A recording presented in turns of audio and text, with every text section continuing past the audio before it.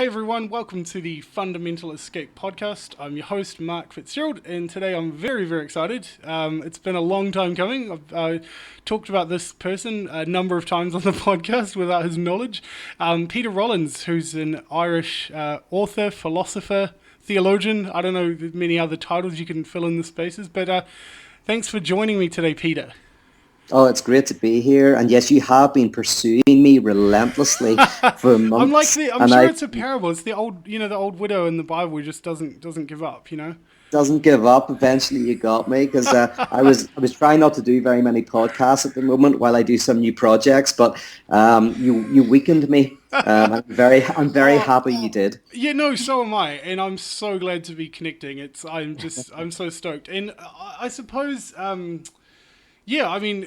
as I sort of said to you, before we started recording, I sort of started this podcast, quite randomly without sort of too much thought, and I was always keen just to dive in and hear other perspectives and be challenged. And, I was actually literally just saying to someone about half an hour ago, it was an atheist guy, Lucas. I do a sort of a belief series on YouTube, and I've been interviewing some atheists, and actually had Doug Padraig jump in on a call the other day, which was amazing.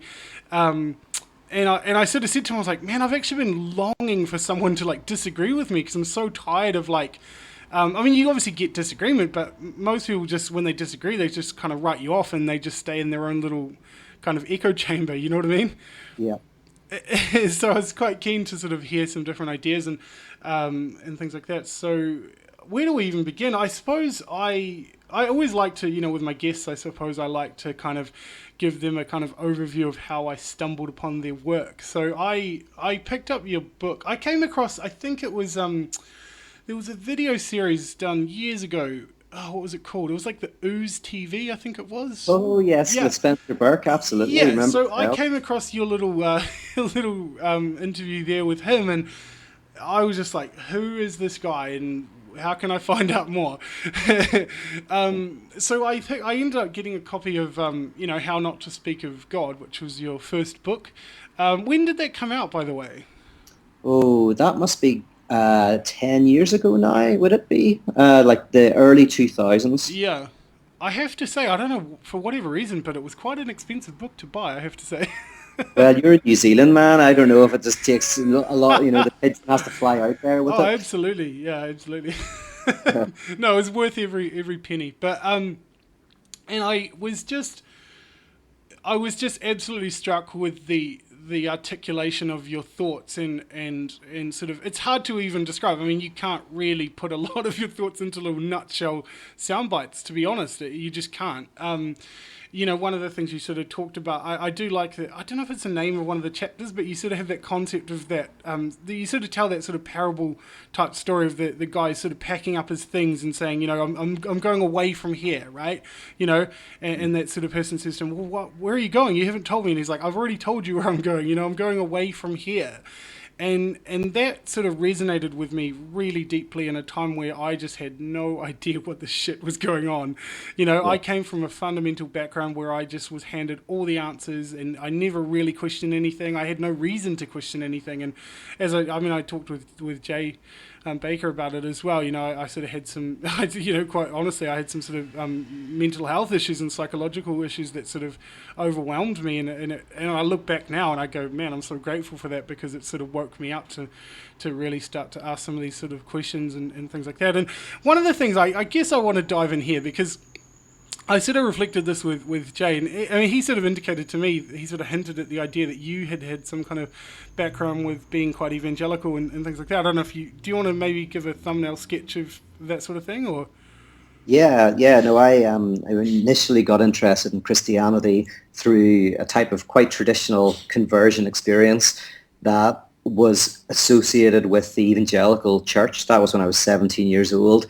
And I got heavily involved in the charismatic and evangelical movement for a few years.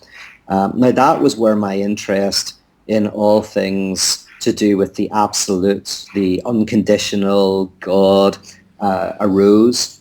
And I was very very involved in that movement, doing evangelism, casting out demons, doing The whole 9 yards. prophecy, the whole 9 yards, everything. I did it all. It was hands down for Jesus. It was a hands down for coffee because our hands were in the air all the time. And yeah. I mean, I just sort of wonder, like, what happened. I mean, when you sort of, I mean, it sort of, I guess from my perspective, it totally makes sense that you've come from that background because, so have I in many ways.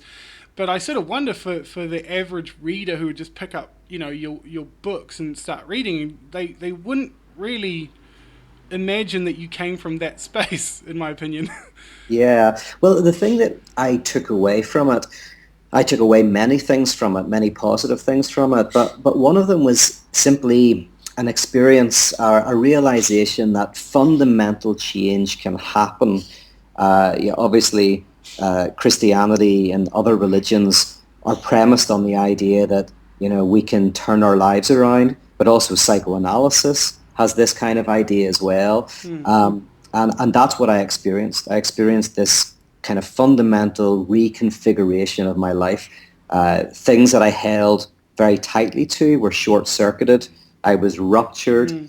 And so in a sense, that is a core to my work. The other thing that happened was I then took on lots of dogmas and doctrines and new beliefs, and that was where the problem arose. But what I experienced firsthand was that we can experience real transformation in our lives, and that's been the thing that's guided me ever since. Yeah, absolutely. And I sort of wonder, I mean, I'm in this kind of space at the moment where I'm kind of sort of railing against both fundamental Christianity and what I kind of term as fundamental atheism as well. And I kind of don't, like, I've had atheists say to me, "Oh, you sound like you're so close to atheism," and I'm going, "Ugh!" Like, it's just, I bristle. I go, "That's not what I want at all," because I see that, and I know I've quoted you before. Actually, I know that you sort of hinted that idea that in atheism, absolute sort of rejection of religion, and its sort of desire to deconstruct it ends up kind of mimicking it, right? Yeah, I mean, I want to kind of make a distinction between a few different forms of atheism. There's certain forms of atheism that are very, very close to Christianity, or that are actually synonymous with Christianity, and there's certain types of atheism that are similar to what you would call kind of superstitious views of God, or mythological views of God.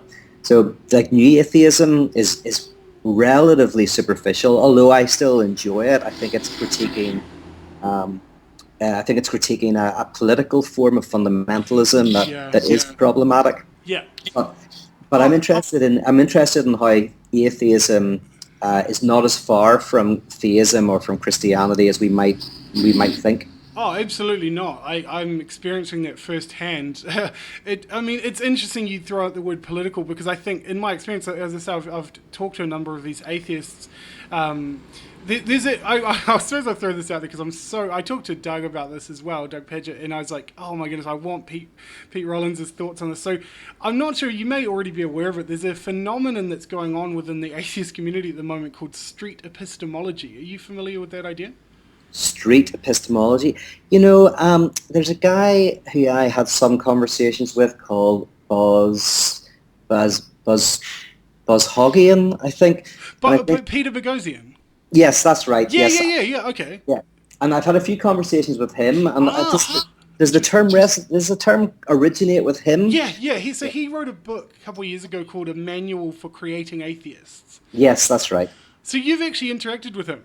Yeah, I actually Skyped into one of his classes, his philosophy classes, and we discussed atheism together, yeah. Oh my goodness. So I came across this through Blab, and I know you've been on Blab a couple of times yourself, but I was absolutely blown away. I was like, what is this? Like, I mean, as someone who was a street preacher for basically 5 years, I was like, this is like reverse evangelism. Like, yes. What the heck is going on? And I wasn't offended by it. I wasn't angry. I wasn't, I just was completely enamored by this. I was like, what is happening? So this guy, Peter Boghossian, essentially, I mean, in an interview with Sam Harris, he was asked the question, why did you write this book? And his response was basically to enable atheists, to give them the tools to talk people from from faith to reason, And it's just unbelievable. I just chatted actually before I jumped on this call with you. There's a guy, Lucas, he's been doing this belief series with me. He actually does this street epistemology himself. This is what I do. I kind of I get into an idea and I'm going, I need to talk to these people, hence why I'm talking to you, obviously. But I just was keen to hear your thoughts on it because it is hugely political when I look at it, and I'm down here in Hobbiton, I'm in New Zealand, so I'm completely away from this kind of American Christianity, if you will, and so I'm starting to get this feeling that it is hugely political, and these people are sort of, it's this one thing I think, and I'd be keen to hear your thoughts, is it seems to me this kind of phenomenon of street epistemology is this kind of overreaction to these atheists who are being labelled as militant and angry, right? I think they're kind of tired of that label, which totally makes sense. And so they're kind of moving to this sort of, as I've kind of said to them, this sort of passive-aggressive kind of like, hey, just tell me what you believe and let's talk about it. And I know belief is a huge thing for you. So one thing I think is that they're fundamentally missing the point of what belief even is. And I just wonder if you have any kind of thoughts on that. Yeah. I mean, I would say that traditionally, in theology, there's a number of ways that people conceptualize God, or a number of definitions to that phrase. And very quickly, I just want to kind of isolate them. So one is God is a being, a thing, a bigger being than us, like a super being with supreme intelligence, supreme power, who is a person who interacts with the universe to some extent. So that's let's call that a classical religious notion of God. God is a being. Then there is the idea that God is a hyper being. God is that which is beyond all categories of knowing. And so every time we speak of God, we say something less than God. Let's call that the mystical notion. So mystical Christianity has that idea of God as a hyper being. Then there is what you might want to call an existential theology, which says God is the ground of being. God is the name we give to that which grounds everything that is. So God is not so much a being as that which holds all things in place. Yeah. And then finally, there's what one could call a radical reading of theology, where God is an event, or God is what can be called the real. So God is not some substantial being, but rather a way of living and living towards the future. So that's a broad array, and all of them have historical precedents. You'll find little elements of those ideas in the Bible, in philosophy and theology, but in the contemporary world, you'll find variety of people who affirm that. Yeah. So God is... That's fantastic. I'm sort of laughing to myself as I just have to throw this out. When I was talking to Jay Baker, he described God as a being, just like you have as well, this whole idea. And I actually thought he said the word bean, like B-E-A-N. Oh, yes. I was like, why is he talking about God like a bean?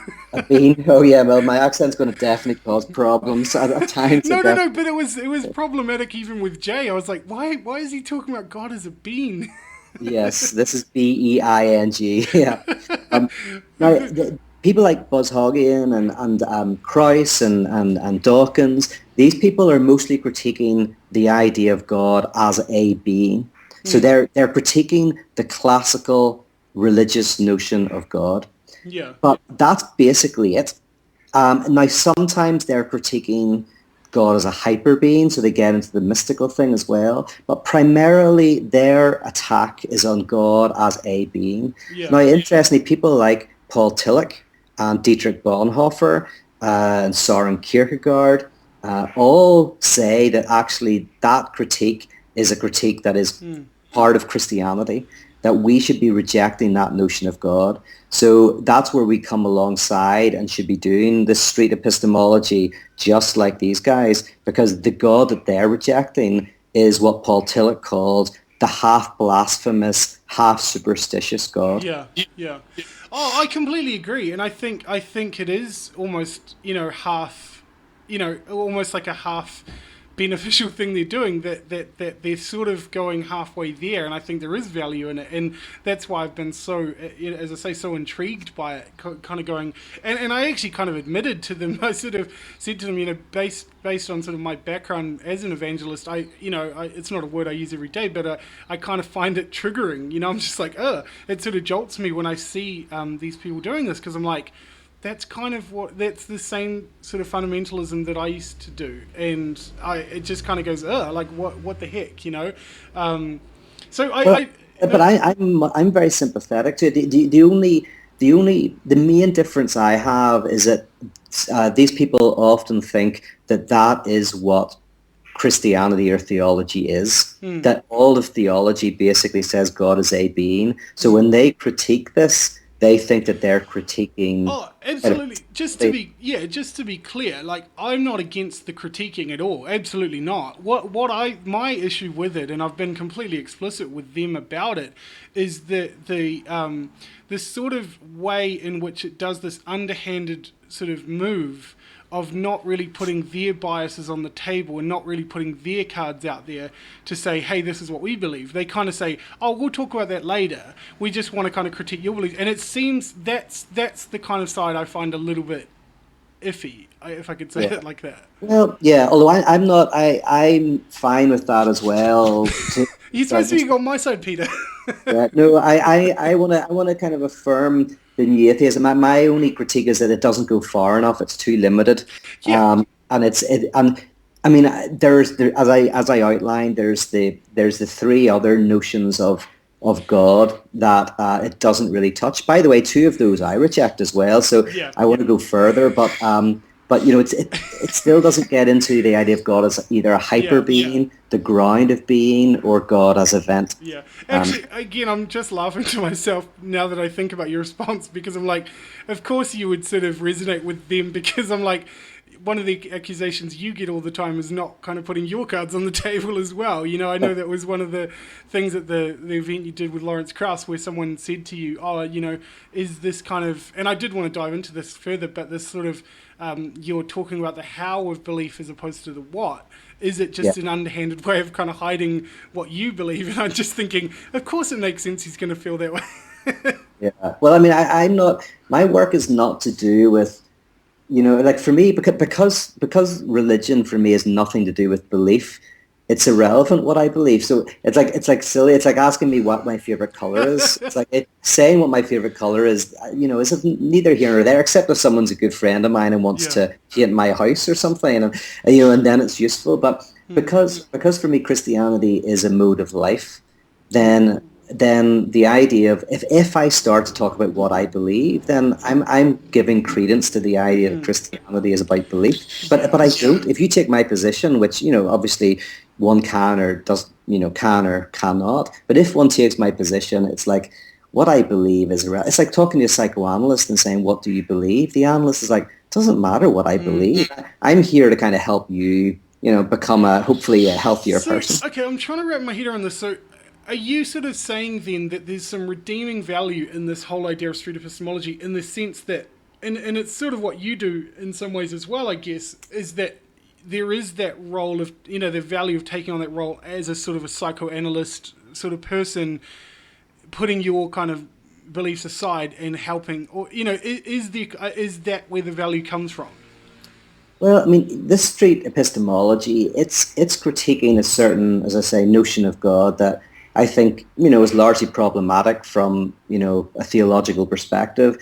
My other issue with it on a practical level is simply that it doesn't take into consideration the reasons why people believe in this God. I mean, I even had this out with Lawrence Krauss, kind of more privately, but we're talking like most people believe because potentially as a defense mechanism against fear of death, or because that's what their community believes. And so there's a limit to what epistemology can do, but I'm not against it, and for some people that helps. Yeah. But it's Yeah. not something that I engage with I directly. sort of do wonder though, because you've sort of thrown out that idea as well. That you gave that analogy in your talk with Lawrence was, when you sort of attack someone directly and say, "Oh, what were you doing, you stupid idiot? Why did you do that?" or whatever, and people get their hackles up, as you say, and kind Yes. of react instead of kind of going, "Hey, And that was actually one of Doug Padgett's reflections on this, because we explained,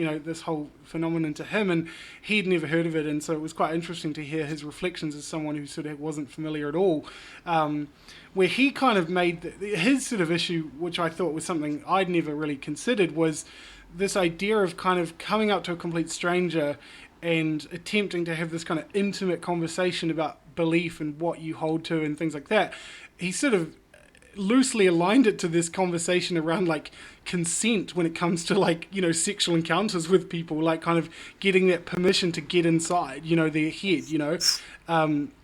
That to me, I thought that was quite a valid point personally. Yeah, no, I think that's a very good point, is that like the relationship between a therapist and a patient is one that they both agree to kind of go into it together. If one person doesn't, it doesn't work. Yeah. I think that's a very legitimate point. Well, it's like if I had, when I came across your books, for example, it was in a time where it was very helpful. If I'd had you sort of knocking on my door, kind of hounding me with these ideas, I'd be like, well, no, like, what the heck? I had to come, I chose to buy your book, so to speak, Yes. And I work very much within, the Christian tradition, so I feel that I'm working to offer some hopefully interesting critiques, but as someone who is appreciative of and a friend of and within the life of faith, rather than some outsider. So moving into kind of, faith circles and things like that, I know you want to open up, and I'm keen for you to open up this whole like atheism for Lent idea. What is some of the pushback that you get from, because I wanted to share this with you actually. I sat down, I have a good friend of mine, we catch up every now and again, and he's a family man, and I'm just, I'm a singleton, and I have more time on my hands than anyone on the planet. But we have these conversations that are kind of deep and meaningful sometimes, and I was at his house one time, and I was starting to talk about, your work and your books and stuff, and he said to me at one point in the conversation, he goes, "I feel like I'm on drugs." Like, he was just like, "I don't get what you're saying, Mark. He just couldn't even, there was no framework. There was no like post in the ground that he could even go back to sort of even begin to understand what the heck I was trying to articulate to him." Yes. And I just wonder if you have the same kind of issues at times. Yeah, I mean, sometimes, especially because in America, might be the same. I think it's the same in New Zealand. Christianity is by both its critics and its advocates is thought of in the same way, as in it's a worldview that makes certain descriptions of the ultimate nature of the universe, the cause of the universe, the ultimate direction and end of the universe, and to be a Christian then is to make certain affirmations, certain belief claims. And whenever that is the whole way that you think, it's sometimes hard to go, oh, there's a different way of thinking about this. And at the very beginning, it can just feel like you've gone down a rabbit hole. It can feel like, it's like scary. Yeah. And my work is largely to try to just let people know that this alternative way does exist, and actually if it's something that is of interest to people, here's some things you can read and some things you can watch, and ultimately here's a type of faith practice you can engage in. Yeah, and it's interesting, and I think I want to throw this out there because I think it's a side to you and your work and what you do that I don't know that it gets recognized as much as it should, but I think there's a hugely empathetic side to what you do, Peter, honestly. And you clearly have this kind of solidarity with fundamentalism, and I think it's maybe perhaps because you've been there yourself. Would that be kind of a fair analysis? Yeah, and even more than that, there are those, there are those elements still within me, I think within us all, that those elements where we want to have the answer, or we want to shut people down. I mean, a perfect example is just if you break up with somebody, you know, you might paint them as evil and you as innocent, because that's a way of you coping with the suffering. So regardless of whether we're religious or not, there are elements of us that have defenses, that build up walls, and there's elements of us that are interested in breaking those walls down. I think that, you know, as one becomes sensitive of those aspects of oneself, you become more sensitive to those aspects in other people. For me, fundamentalists are never as fundamentalist as we think. Oh, absolutely. And those who are not fundamentalists are never as not fundamentalist as we think. I think I've said this for a long time, and I think you'll agree, is that I think we're all fundamental. We just have different fundamentals, right? Well, I mean, I would say it slightly differently than that, in that I think that there's parts of us that have kind of fundamentalist tendencies for me, but there is a way of living which minimizes that, or which, and I would say it's openness to the future, openness to the incoming of that which ruptures us and helps us rethink. And the more open we are to that otherness. I mean, you mentioned it in that opening parable that I told of where am I going? And the person says, away from here. That's my destination, is away from here. Is a way of saying that if we can orient ourselves to kind of always be open to the future and never thinking we've arrived, that mitigates against those elements of ourselves that want to close things down. Yeah, I mean, here's something I had Shane Hipps on the podcast last year, and I sort of reflected to him, like, this has been the story of my life. Like, I will read a book, I will latch onto a new idea, and I will just run with it, right? I just kind of take it to its extreme. I'm going, this is my new thing, I just fully subscribe, and I'm just in, right? That's just, I just have this impulsive, like, I don't know, I grew up without my dad, so I don't really have much impulse control and authority, and, you know, kind of have issues with authority and stuff like that. And I just do, and I just end up inevitably kind of getting burnt out. I mean, I did it with, you know, with evangelism. I was into the guy, you know, Ray Comfort. He goes down the street and does evangelism, and, you know, just ran with that for sort of 5 years, and then I kind of burn out, and I,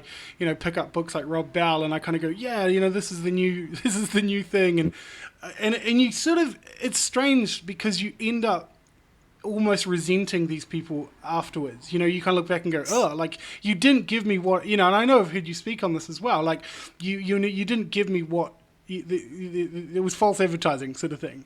Yes. No, absolutely. I think that there's that. I mean, my desire, my tendency is to try to help people not latch on to anyone, including myself. You're hard to latch on to. Yeah. Literally. I want to be elusive. I want to try to prevent that as much as possible, because ultimately I hold up the kind of hysteric as the most kind of as the best type of person, in the sense that the hysteric is always the one who's asking questions.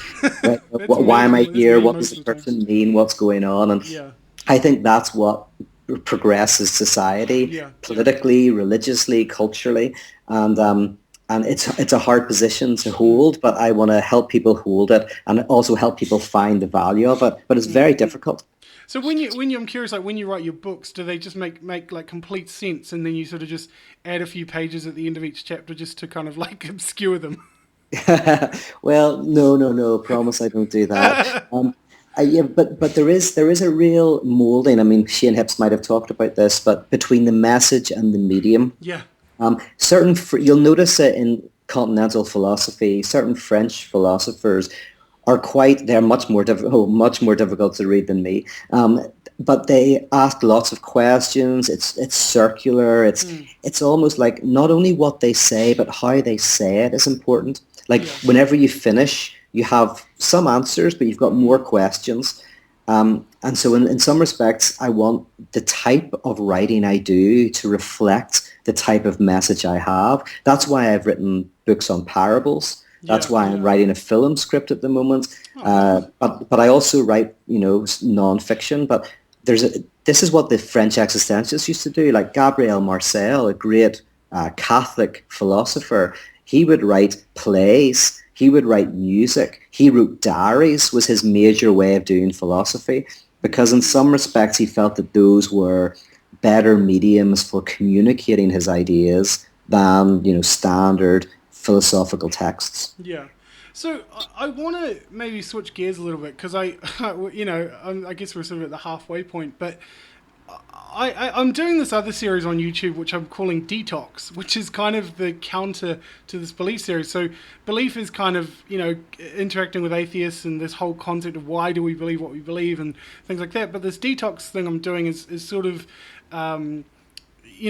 it's more close to my heart, I suppose you could say, where it's like I want to reach out to people that are in a similar boat that I am, I suppose, this burnt out evangelical, like people that aren't, wanting to adopt the label atheism, but they still don't know what the heck they believe, sort of a deal. Yep. And I've heard you speak very articulately about these ideas of, we're all haunted houses and all this sort of thing, and that sort of when you start opening up that kind of conversation, I'm kind of like, I want to dive deeper into that because. It was actually interesting because it ties a little bit into this atheism for Lent idea as well. I know that, one of the movies I've heard you sort of referencing was the Ricky Gervais film, The Invention of Lying, right?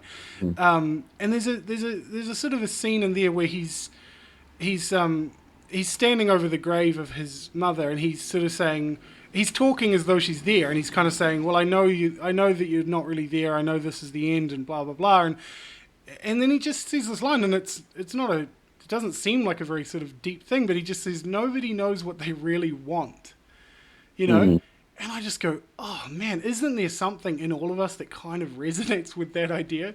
Yeah. That I don't know what the fuck I want. Yes. Well, it's very commendable what you're doing. I mean, that's the core of my work. That's where my work began, in creating a kind of a place where we could detox. And actually, I think that I have to return to doing that more explicitly. I concur with that. Yeah, there's a quote from Winnie the Pooh that I always like, which is the opening quote, and it's, "Here comes Winnie the Pooh, coming downstairs now, bump, bump, bump, on the back of his head behind Christopher Robin. It's as far as he knows the only way of coming downstairs, but he wonders if perhaps there's a better way, if only he could stop bumping long enough to think of it." Yeah. And my work, my work is kind of at its core about saying we're all like Winnie the Pooh. We're all going through life, but every now and again we feel like we're bumping our heads and we're doing it slightly wrong. But the problem is, once we get that haunting feeling and then we push it away, we hide it, whether religiously through prayer and reading apologetics, or in a secular way through drugs and, New Age practices. There's loads of ways to get rid of it. Yeah. But to detox is about actually realizing that is a prophet. That little disturbing voice can lead to new life. Yeah. Oh, absolutely. And I'm so glad to hear you sort of reflect that idea of coming back to certain things, because, quite honestly, I do concur with that. And I think I'm sort of reminding myself of, I saw some sort of talks that you did in Grand Rapids a few years back at there was a Poets, Prophets and Preachers sort of event. And, you sort of jokingly say things like, "Oh, I'm standing here because my mum didn't tell me she loved me enough," and things like that. And it's funny. It's you're very self-deprecating, which is fantastic. I think it's half the reason I like you, because you don't take yourself. You don't like me either. Yes, we both don't like me. Yeah. No. Well, I'm the same. I'm very self-deprecating as well. And I think it's you sort of say these funny things, but there really is truth in that, right? Yeah, well, I as you probably know, I favor the idea of indirect communication in speaking, and by indirect communication, I mean that I really value comedians and singer-songwriters and preachers and parable tellers, storytellers who can say something in a way that makes you either laugh or think, and then a moment later you go, "Oh my goodness, that spoke into me." But it gets around your defenses. It gets around all the walls that we build up, and so that's why I really enjoy using stories and comedy. And I think that's what good preaching is. Yeah, absolutely. Yeah, and I think I tweeted you a while ago and said I think you actually have a career in stand-up comedy. Oh, that's right, you did. I would love to. I'm actually thinking of doing some stand-up in LA. Really? So maybe watch this space. Oh man, that would be amazing. It could be the next career move, honestly. Oh, well, thank you. I mean, I do think that in America, the existentialism is alive mostly only in comedy. Yeah. And actually, so comedians in the US for me are really the place where the prophetic Yeah. is happening. I think that's true. I agree with you, but I also think there's a gap in the market there because I think I was actually reflecting on this a while ago. I think there's a lot of these prominent comedians like Ricky Gervais and Louis C.K. and these a number of them are atheists. Yeah. And I sort of have this feeling like the kind of railing. I mean, Ricky Gervais does his explicit, rant against, Genesis in his Animals DVD, which has Oh, been yes. fantastic. Yeah. And I actually said this to an atheist the other day. I said, I think as a Christian, I can appreciate that more than an atheist in many ways. Yeah. Because it's so nuanced and detailed and the things he's saying. I'm just like, oh my goodness, it's hilarious. Yeah. I think you're right, but I think it feels to me like it's getting to that point where these atheists who are kind of making these, shots against religion and stuff, I'm like, it's sort of been done to death in many ways, I think. Yeah, it could be. Now, as you know, we've mentioned it a few times, but this Atheism for Lent course, I run them every year. What I try to do there is show that what we think is the strangely strong barrier between atheism and theism is much more porous and much more blurred than we could ever have initially imagined. And, like some of the greatest mystics like Simone Weil, some of the greatest philosophers like Martin Heidegger, and some of the greatest theologians like Paul Tillich all said there's a certain atheism that is closer to faith than theism. Yeah. And so I think, you're right, there's a certain thing that's being done to death, but actually there's a certain critique in atheism that actually is very close to the heart of faith. Absolutely, and I think it's funny because I think you have a higher appreciation for the position of atheism than atheists in many ways. But there's a guy in the UK, I'm not sure if you're familiar, his name's Milo Yiannopoulos. I'm not sure, it's a pretty obscure name, but I don't know. Do you know No, that? You don't? I don't know him. Who is he? Okay, so he is how do I sum him up? I had him on the podcast. He's incredible. He's a gay Catholic conservative. Oh, thank you. So, as he kind of jokingly says, like, he does not fit the narrative of this liberal, like, by definition, on paper, he should be this kind of liberal person. So he's been on a few shows. He was on Joe Rogan's podcast and this guy, Dave Rubin. And he did this kind of 8-minute spiel about atheism on the show with Dave Rubin. And he just winds them up. He goes, oh, atheists, he goes, they're so thin-skinned, and he just kind of has this field day of kind of just winding them up, and I'm just going, and I said to him about it, I was like, that's so strange to hear you talk like that, because I was like, I grew up in a world where there was this kind of intimidating, like, oh, an atheist, they're logical and like real smart, and we're kind of not, and he kind of goes the other way on it, and it's funny, because I think there is actually like a real kind of genuine empathetic side to that, because I think you kind of only really mock the ones you love, Yeah, And I think there's a certain form of conservative Catholicism that is very has got some amazing stuff to say. I mean, like G.K. Chesterton is a phenomenal writer. Sometimes I find more within the conservative Catholic tradition that is vibrant than I do within kind of Protestant liberalism. Yeah, absolutely. Yeah, I mean, one of the critiques Milo has politically of sort of liberalism and conservatism, and I suppose it does cross over to religion as well, but he says liberals tend to believe in narrative over fact, and they kind of buy into these ideologies and these stories, and they don't seem very detail orientated. And of course that's a generalization, but it's quite interesting. But yeah, I was just going to throw this out. But I mean, I was, as I say, really blown away by that sort of notion that he kind of critiques atheism like that. I have a friend of mine in Melbourne. His name's John. We do this kind of comedy style podcast. We just call it Responding to Stuff, and we're just taking the piss and just having a laugh, and it's kind of my downtime, right? We just kind of have fun, and it's reminding ourselves not to be too serious. And I had a Twitter account for it. I inevitably shut it down because I had too much kind of social media going on. I was like, oh, it's going a bit crazy. Yeah. So I tweeted Ricky Gervais. And because he does this thing, he sort of has three modes, I think, where he kind of is in this kind of comedy, like not taking himself too seriously, and then he kind of gets into this kind of animal activist kind of mode, and then this is on Twitter, I mean, I'm talking about, obviously, and then he goes into this kind of ranting against faith and religion kind of mode, and he sent out this tweet, and it was just obscure. He basically said something to the effect of, he's kind of mocking fundamentalism, essentially. He says, oh, I have a moose that lives in my wardrobe, and if you don't believe me, then you're hateful and a bigot, or something to that effect. Yeah. And I kind of scratched my head. I was like, this is the guy that wrote The Office, I was like, what? That's not even, it's just kind of cringe. So I sent him a tweet, and I said, it was quite heartfelt, actually. I said, Ricky Gervais, Richard Dawkins' tweets are funnier than yours right now. Please address this. Yeah. And he actually blocked me. No, wow, you've been blocked by Ricky Gervais. I know. This is my claim to fame, I was like, oh my goodness. And it's just, it was unreal to me. And it sort of ties in. I'm not, obviously not going to use this as a platform to rant against.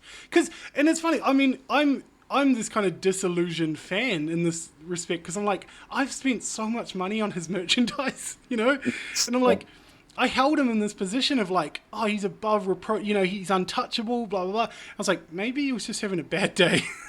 Yeah, absolutely. He bleeds, as you would say. Yeah. Absolutely. Well, I mean, you touch on something there about another concern I have with kind of certain forms of new atheism is they're very scientistic in their orientation. And scientism, as you know, science is open-ended and is moving forward. Scientistic thinking takes a scientific worldview and turns it from a methodology into a metaphysics. And this is a problem, that's happening in psychotherapy and psychology as well. Psychology can tend towards scientism, and psychoanalysis tries to defend that. But it's been a tendency in the contemporary world for science to be turned into a type of metaphysics, and then you get all sorts of weirdness. So actually, in terms of some of the advocates of new atheism, you get these quite Islamophobic type of comments. You get certain things that are very closed-minded in a certain way. So that would bring us into a massive discussion. What is scientism? How does that operate? But I've just been reading about this debate in France. So it's something I've got an interest in. Yeah. Well, it's fascinating to me. I mean, sort of diving back into the atheism thing, I've noticed online there seems to be this kind of and as I've said, we know that atheism is not a religion by definition, but there seems to be a whole bunch of like heresy hunting going on with the atheist community. Like I found a channel where this guy was basically like railing against Lawrence Krauss essentially, and he was like calling him a social justice warrior, basically saying like he's trying to sidle up to the the Muslim community and sort of like really railing on him for that. And I was like, what the heck is going on? There's other girl who's like a famous YouTuber who's like being accused of plagiarism and all this other stuff, and it's just like, what is going on? This is quite interesting to me. And I wonder if it, I mean, again, I think it speaks to this whole idea that these are human issues, right? Like, it's nothing to do with theist or atheist. These are like, we're all human at the end of the day, and we all have these kind of these things. And I think that's where labels to me sort of become an issue, where it's like, it's just a way to kind of define somebody and really not engage with them. And I think, and I love, just to go back to your work and your writing and stuff as well, because I love, and you do, and you're very self-aware about what you're doing, and that obviously is no surprise, but you do kind of purposely elude people and purposely kind of not state things in a black and white way. And I think it's beautiful, and I hope you never stop doing it, because I mean, I suppose it's been interesting for me to watch over the years the sort of trajectory of your writing, because you obviously had your first book, How Not to Speak of God, and then fast forward to things like insurrection and the idolatry of God, which, funny enough, I had a conversation with someone about the idolatry of God. To me, because a lot of the language you used in that, you sort of made these analogies to sales and the church being like the shop front and all that sort of thing. And I'm in sales as a career, and I really resonated with a lot of the language and the analogies used in that book. Yet I had a conversation with someone that found that one of your most difficult books. Okay, yeah, yes. But difficult intellectually or difficult personally? I think, well, maybe both. I don't know. I just remember them kind of stumbling across, like, over it and just really struggling. And to me, that seemed to be one of the most explicitly honest, works you've had. Yeah, yeah. Yeah, I know. It's been a while since I've written it, so I struggle to remember exactly what I said. But funnily enough, I came across a book that I wrote before How Not to Speak of God that I never published. I came across it last week. Yeah, and I'm actually thinking of using some elements of it in the book that I'm currently writing, because I find that actually what I was doing in those early days might be an easier way for people to enter into these discussions than some of my later work. Yeah. But a lot of my work as well is about saying, that one of the ways to blur the distinction between atheist and theist is perhaps to say that there's a little bit of a theist in atheists and a little bit of an atheist in theist. Like when you talk to people, they might go, well, yeah, I'm a preacher, I'm a pastor, but there's days when I think maybe I just made all this up. Maybe it's just because of how I was brought up. And vice versa with someone who's an atheist. They go, well, I don't really believe, but there's a part of me that does pray whenever things go wrong. And they're not saying I pray because I believe in God, but just, there's a little bit in me that does this. And I want to kind of like be sensitive to the reality that if we attack atheism or theism vehemently, maybe we're attacking a little part of ourselves that we haven't made peace with. Oh, wholeheartedly, I agree with that. And so I was literally just saying this to my friend Lucas, who's an atheist, as I say.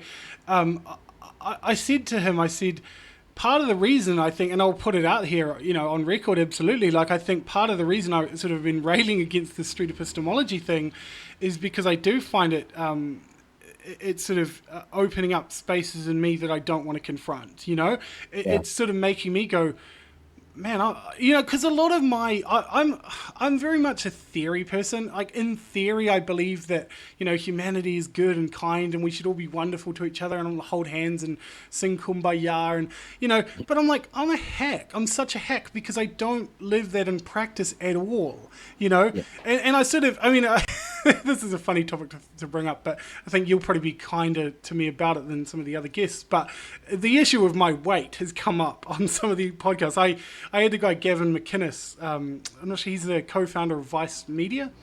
It's kind of a big deal back in the day. So we were talking on video through Skype, and he basically confronted me.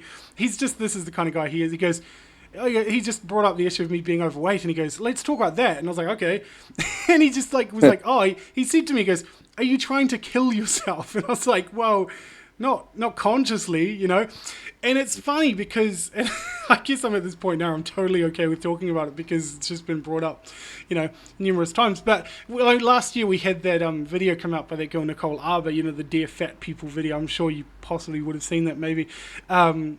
And maybe you're not that pop culture. Sure. I was huge. We got like 6 million views in like 2 weeks or something. It's basically, long story short, it was a girl, pretty attractive blonde girl on camera, basically telling fat people to stop being fat. Right. I didn't see that. Yeah. Oh, dear. You didn't miss much. It was quite funny because she disabled the comments on the video, which really angered people. And so funny, I'm totally like making all these claims to fame. I actually reached out to her on Twitter and said, I'd like to talk to you on the podcast, and she actually followed me, and so I was able to communicate. And I ended up, there's a girl named Grace Helbig, who's a famous YouTuber, and because there was a number of response videos that came out to this, and it was basically people turning on a camera and saying, Nicole, you suck, essentially. Well, how could you be so mean? But this girl, Grace, and it's funny that her name is Grace, but she made this video. It was like one of these kind of, I don't want to make this video, but I have to get this out kind of a deal. And she said, look, I've been up all night. She said, I wrote out these cards, like expressing myself how I feel because I thought that I'd get this out. But she's like, I'm just really bummed out about this. She's like, do you think a fat person has never been told that they're fat? Like, she's like, do you think they don't already know that they have an issue, kind of a deal? And she goes, you're basically telling people to apologize for being human, right? And it was incredibly empathetic what she said, and I'm just like, now I'm kind of trying to hunt her down and go, I want to talk to her on the podcast, because she's got some valuable things to bring to the table in the discussion, which I think does need to be had, because I think, and this is the kind of extreme side, and I think it's kind of a funny, I suppose you talk about what you know, I suppose, but with this whole issue of obesity, and obviously in America it's a huge thing as well, no pun intended, but there is this kind of this one side saying, just tell people how it is, just tell them straight, it's a health issue, sort it out. And then there's this other side going, well, let's all just like not offend people, and like let's all just hold hands and say it's okay, and like no one's allowed to get their feelings hurt. And there seems to be this kind of culture going on, this back and forth, and I don't know how, not just with this issue, with any issue, that we seem to be living in this sort of world where there's this far right and far left, and people are kind of in the middle going, I don't know what's going on. Yeah, and yeah, we have to remember as well, like being like the kind of ideal weight as seen in the West can be very problematic, as in people can be, it's easy to look at someone and go, oh, right, they've got some problem, but I don't. But you could look perfect in relation to the weight issues, but you're doing that because you hate yourself and you're trying to fit with a certain view of society so that people will love you or whatever. And so it's very hard to know what a symptom is, as in something is telling us that there's, so for example, somebody might be overweight because, they are doing something destructive to themselves, like smokers who ultimately their favorite ingredient of cigarettes is death. E-cigarettes will never work for them because what they want is death. But then some other people smoke for other reasons. And so sometimes it's health reasons, sometimes it's metabolic stuff, and sometimes it has, as you say, a psychoanalytic aspect. But so does being thin. So does being successful. I mean, the most successful people, I actually just met Richard Branson, crazily. Wow. He's a wonderful individual, like a wonderful man. But through conversation with him, I see that a lot of his success, but is also about working through things that happened in his past, just like everybody else. But you wouldn't think that, because you go, like, he's so famous and he's so wealthy, but actually that can be a symptom as well. I think it's interesting. It's funny you bring up someone as noteworthy as him. I'm glad that you're equally name dropping like I am. It makes me feel better, But I was reflecting on this the other day. I think we are, and it sort of speaks to, because this whole podcasting phenomena, it's been around for years, obviously, but it's there's actually a podcasting event here in New Zealand next month, and I'm involved with that, which is great. It's a great way to connect, and there is this sort of growing interest in appreciation of podcasting, and it sort of speaks to me of this sort of what I would almost call a post-fame world, where everyone's so connected on social media and everything like that. Celebrity seems to be, of course it's still a thing, but it seems to be kind of losing some of its shine. Yeah, I mean, I think like in Europe, definitely, like in Europe, there is no cult of personality. Funnily enough, like someone like Richard Branson is like a slight exception, and he's well known and well loved, but it's not a huge thing. Definitely in France, for example, but in America, cult of celebrity is still huge. Even presidential candidates are in their debates, they're lit as if they're like gods. It's a very strange. World, but yeah, I think you're right with the growth of social media, and also with the huge turnaround of fame. People who are pop stars one week aren't the next week. That maybe things are a little bit different. I wonder if we can sort of wind down on a kind of a reflective note. But as I sort of alluded to, the appreciation of the stories you tell about the ghosts, the we're all haunted houses and that type of thing. And obviously I came across the video. I think it might actually be on your YouTube channel. Your friend Padraig, Tuama, the video, the Maranatha video. Yes. Yeah. I mean, that I'll actually put a link in the description for that. I'm pretty sure it's still on YouTube. But that song and that whole thing, it's sort of a bit of a story, like he's reflecting about, and I've actually reached out to him a while ago. I'd love to talk to him at some point, but you know, he's sort of talking about dealing with like chronic illness for a number of years, and he says, you know, I stopped giving people easy answers and just started being honest, you know. And he talks, it's funny, I like to tell the story to people, but he, you know, sort of says how this woman came up to him in a church service, because he says, I learned a lot about people's feelings on faith in faith community, obviously at the time. And he said, this woman says to him, how are you feeling today, Padraig? And he says, I'm dizzy, you know. Yeah. And she goes, do you mind if I pray for you? And then he says, if it makes you feel better. Yes. And yes. And it goes on. I'm not going to just sit here and quote the whole thing, obviously, but this song, and I know I've heard you sort of quote this chorus and things where he says, you know, I've given up so many times. He says, I've fucked it up so many times and things like that. And it's so jarring to hear those types of lyrics in a sort of a religious type song like that, you know. And I love it, and I think it speaks to what you sort of talk about. I know it was hugely foundational in your sort of work in the icon movement that you started and things like. We haven't even talked about that. We're going to have to do a part 2 at least, Peter. You know, just going to throw that out on record. Don't worry, I'll let you come to me this time. But you know, this whole idea of you know, what do you call, what's that word? I'm losing that word that you kind of coined that phrase. Transformance art. Yeah, that's it. Yeah. So can we sort of maybe wind down on that note a little bit and sort of reflect on your value of that type of work?